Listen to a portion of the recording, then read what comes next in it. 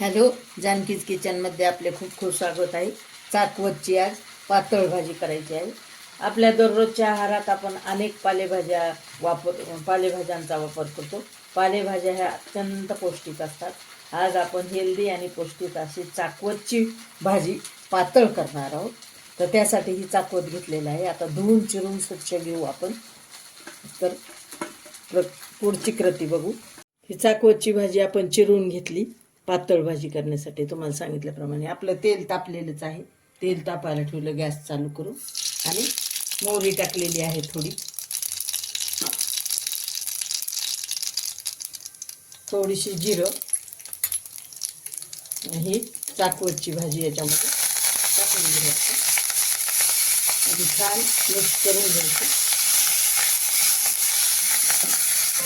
थोडी हळद आणि थोडंसं मीठ टाकून घ्यायचं, थोडं किंचित. पुन्हा नंतर आपल्याला थोडंसं टाकायचं आहे मीठ आणि हे मिक्स करून घ्यायचं आणि उभी 1 मिनिट परतायचं. आणि आता याला पाणी घालायचं आपल्याला. 1 मिनिट परतून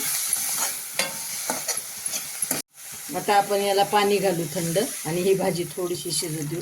हे मोहरी आणि जिरा कशामुळे घालायचं, थोडीशी तेल टाकून आणि पाण्यात शिजवायच्या आधी.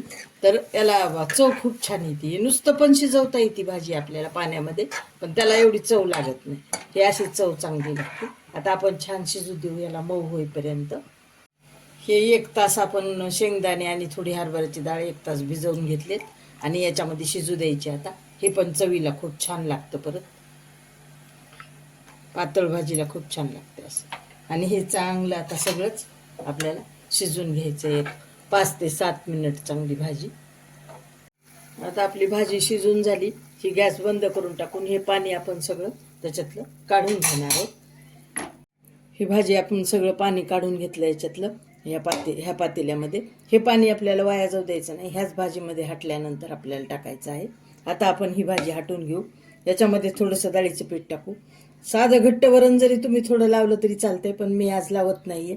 एरवी मी पण लावते, पण आज नाही लावणार. आणि याला असं छान बारीक करून हटून घ्यायचं असं ह्या भाजीला. हे पाणी आता आपण याच्यामध्येच टाकू. हे आपण चांगलं असं हटून घेतलंय डाळीचं पीठ टाकून. हे आता पाणी सगळं आपल्या भाजीचं जे आपण घेतलं होतं ना काढून, ते पाणी सगळं टाकलं. आता चांगली भाजी शिजवून घ्यायची 5-7 मिनिटं. आपलं डाळीचं पीठ कच्चं आहे ना, ते चांगलं शिजलं पाहिजे.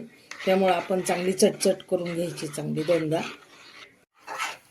तेवढं पाणी अर्धा पातेलं आपण पाणी टाकलेलं आहे, त्याचं काढलेलं पाणी. आणि हे थोडंसं पाणी टाकायले. आपल्याला पाहिजे तसं पाणी टाकलं तर पातळ आपल्याला पाहिजे तशी करून घेता येते. तुम्हाला जास्त घट्ट पाहिजे असेल तर वरून पाणी टाकायची गरज नाही, पण मला थोडीशी पातळ पाहिजे म्हणून मी थोडंसं पाणी टाकत आहे. याला टाकू थोडंसं आपण मोठं मोठं आबडधोबड शेंगदाणे कुटून घेतलेले आहेत, ते शेंगदाण्याचं कूट. त्याला टाकू थोडीशी आपण हळद. मग अशी थोडी टाकलेलीच आहे, त्यामुळं थोडीशी बेतानच हळद आपण टाकणार आहोत. त्याला टाकू थोडंसं मीठ. आपण मग अशी पण थोडं मीठ टाकलेलं आहे, त्यामुळं थोडंसं बेतानच. आणि आता चांगलं मिक्स करून घ्यायचं.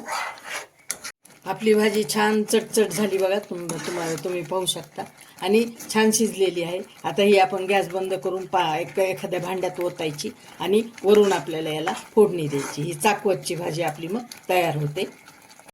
आता ती भाजी आपण काढलेली आहे. आता आपण तेल तापलेलं आहे आपल्या भाजीला फोडणी देण्यासाठी. त्याच्यात टाकू मोहरी. तेल तापलेले. आता टाकू जिरं.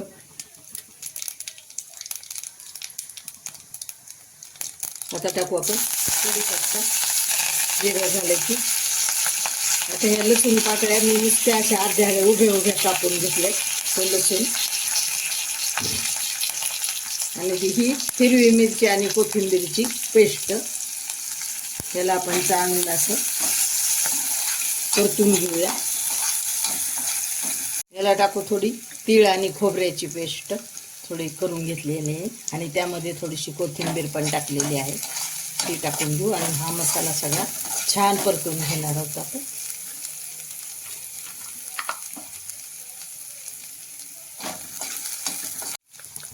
आणि आता गॅस बंद करून टाकू आपण आणि तिखट टाकू त्यामध्ये. आपण भाजीला तिखट टाकलेलंच नाही, याच्यात असं तेलामध्ये तिखट टाकलं ना कलर खूप छान येतो. आणि आता ही फोडणी आपण त्या भाजीवर घालणार आहोत. गॅस बंद करून टाकलेलं तर आहे. आता या भाजीवर ही फोडणी आपण ही अशी फोडणी सगळी घालून घेऊ. तुम्ही कमी जास्त तेल कमी कूट किंवा जास्त कूट असं घालू शकता. मी असं कमीच घातलेलं आहे. आणि हे सगळं याला मिक्स करायचं. झाली आपली चाकवतची भाजी खाण्यासाठी तयार झालेली आहे. असे नक्की मैत्रिणी आणि प्रेक्षक माझी करून पहा. खूप छान होते ही चाकवतची भाजी, अशी पातळ भाजी. तर तुम्ही पाहू शकता आणि करून तर खाऊच शकता. खूप सुंदर होते.